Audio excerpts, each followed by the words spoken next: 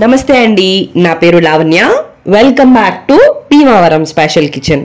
ఈరోజు నేను మీకు అల్లం గారెల్ని మిక్సీలో పిండిని గ్రైండ్ చేసుకుని పర్ఫెక్ట్గా ఎలా తెప్పించుకోవాలో ఈ వీడియోలో ఎక్స్ప్లెయిన్ చేస్తానండి. మనం గ్రైండర్లో గ్రైండ్ చేస్తున్నప్పుడు బయట క్రిస్పీగా లోపల దూదిలాగా గారెలు ఎలాగైతే వస్తాయో మిక్సీ జార్లో కూడా అంతే పర్ఫెక్ట్గా చేసుకోవచ్చు. సోడా లాంటి ఏమీ వాడక్కర్లేదండి. చిన్న టిప్ యూస్ చేస్తే చాలు పర్ఫెక్ట్గా తయారు చేసుకోవచ్చు. దసరా నవరాత్రిలో 4వ రోజు అమ్మవారికి అల్లం గారెలు నైవేద్యంగా పెడుతూ ఉంటారు. మరి దీని ప్రాసెస్ ఏంటో చూసేద్దామా.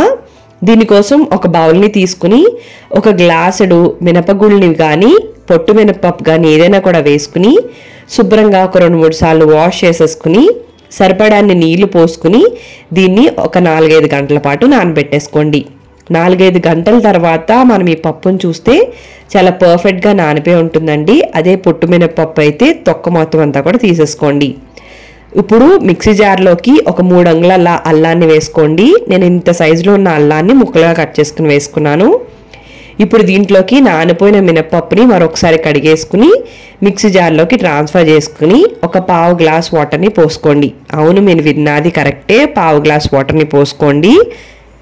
ఇప్పుడు దీన్ని మెత్తగా గ్రైండ్ చేసుకోండి. వాటర్ వేయకపోతే గ్రైండ్ అవ్వదు కాబట్టి ఫస్టే వేసుకోవచ్చు, లేదంటే చూసుకుంటూ గ్రైండ్ అవుతున్నప్పుడు తర్వాత అయినా వేసుకుంటూ ఈ విధంగా వచ్చేంత వరకు కూడా గ్రైండ్ చేసుకోండి. మరీ లూజ్గా వద్దు, ఇలా కొద్దిగా గట్టిగా కాకుండా లూజ్గా కాకుండా గ్రైండ్ చేసుకోండి.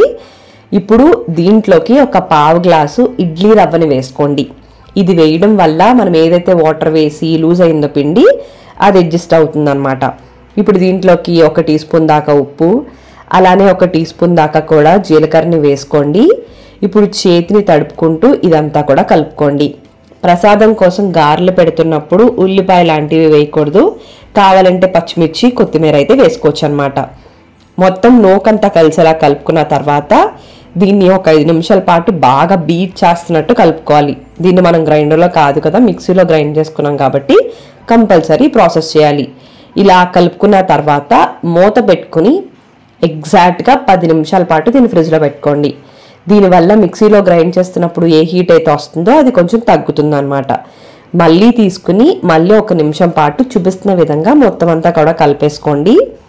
మనం ఇలా కలుపుతున్నప్పుడు మరీ లూజ్గా అనిపిస్తే 1 లేదా 2 టీ స్పూన్ల దాకా కూడా దీంట్లో మళ్ళీ ఇడ్లీ రవ్వని వేసుకోండి. వేసుకుని మరొకసారి బాగా కలిపేసుకోండి. పిండి మన చేతికి అంటుకోకుండా ఉండాలి అంటే వాటర్ని తడుపుకుంటూ ఉండాలన్నమాట. సో మనం ఇలా గారెల్లాగా వేయడానికి ట్రై చేస్తే అది పర్ఫెక్ట్గా వస్తే ఇడ్లీ రవ్వ సరిపోయినట్టు. బట్ వాటర్ వేసి గ్రైండ్ చేస్తాం చూడండి, వీలైతే 1/2 గ్లాస్ కన్నా తక్కువ వేసి గ్రైండ్ చేయడానికి ట్రై చేయండి. ఆ తర్వాత స్టవ్ని ఆన్ చేసుకుని ఒక కడాయిని పెట్టుకుని ఆయిల్ వేసుకుని హీట్ చేసుకోండి. ఆయిల్ హీట్ అయిన తర్వాత ఆయిల్ హీట్ అయిందో లేదో చెక్ చేయడం కోసం కొద్దిగా పిండిని ఇలా డ్రాప్ చేస్తే అది ఇలా ఈజీగా పైకి తెలిపోతే ఆయిల్ హీట్ అయిపోయినట్టు. ఇప్పుడు కొద్దిగా పిండిని తీసుకుని గారెల్లాగా ఒత్తుకుని ఈ ఆయిల్లోకి డ్రాప్ చేసేసుకోండి. గారెలు చూసారు కదండి, వెంటనే పైకి తేలిపోతాయి. ఇప్పుడు వీటిని హై ఫ్లేమ్లో పెట్టుకుని 2 వైపులా కూడా మంచి గోల్డెన్ కలర్ వచ్చేంత వరకు కూడా ఫ్రై చేసుకోండి. చూసారు కదండి, గారెలు చూస్తేనే అర్థమవుతుంది కదా ఎంత పర్ఫెక్ట్గా వచ్చాయో. మనకి ప్రసాదాలు చేస్తున్నప్పుడు గ్రైండర్తో పని అనుకుంటే ఇలా మిక్సీ జార్తో కూడా ట్రై చేయొచ్చు. ఈ విధంగా మంచి గోల్డెన్ కలర్ వచ్చిన తర్వాత ఒక స్ట్రైనర్ సహాయంతో వీటిని అన్నిటిని కూడా తీసేసుకోండి.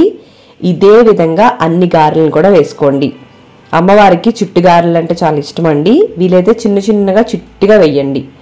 ఇదే విధంగా అన్నిటిని కూడా వేసేసుకుని నైవేద్యం సమర్పించేసుకోండి. మరి మీకు ఈ వీడియో నచ్చినట్టయితే లైక్ చేయండి, కామెంట్ చేయండి, మీ ఫ్రెండ్స్కి, రిలేటివ్స్కి అందరికీ షేర్ చేయండి. మీరు నా ఛానల్ని ఫస్ట్ టైం చూస్తున్నట్టయితే సబ్స్క్రైబ్ చేసి పక్కనే ఉన్న బెల్లో ఆల్ అని ప్రెస్ చేస్తే నేను ఏ వీడియో పెట్టినా మీకు నోటిఫికేషన్ వచ్చేస్తుంది. థ్యాంక్ యూ అండి. మరి మళ్ళీ వీడియోలో కలుద్దాం.